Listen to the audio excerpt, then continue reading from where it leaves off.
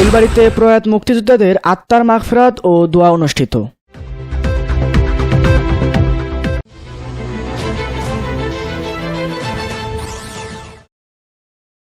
আসসালামু আলাইকুম।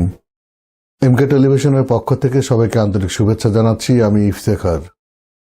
শুরুতেই শুনলেন সংবাদ শিরোনাম, এখন বিস্তারিত।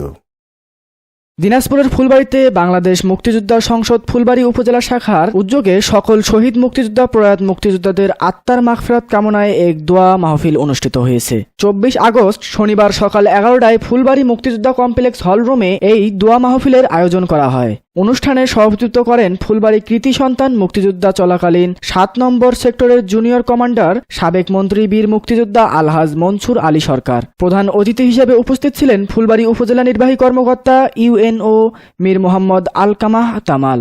বিশেষ অতিথি হিসেবে উপস্থিত ছিলেন ফুলবাড়ী সার্কেলের অতিরিক্ত পুলিশ সুপার ফরহাদ হোসেন, ফুলবাড়ী উপজেলা সহকারী ভূমি মোহাম্মদ জাফর আরিফ চৌধুরী, ফুলবাড়ী থানার অফিসার ইনচার্জ মোস্তাফিজুর রহমান, উপজেলার সমাজসেবা কর্মকর্তা আখতারুজ্জামান। অনুষ্ঠানে ফুলবাড়ী উপজেলার প্রায় 3 শতাধিক মুক্তিযোদ্ধা পরিবারের সদস্যবৃন্দ উপস্থিত ছিলেন। অনুষ্ঠান শেষে শহীদ মুক্তিযোদ্ধা ও প্রয়াত মুক্তিযোদ্ধাদের রুহের মাগফিরাত কামনায় দোয়া ও মোনাজাত করা হয়।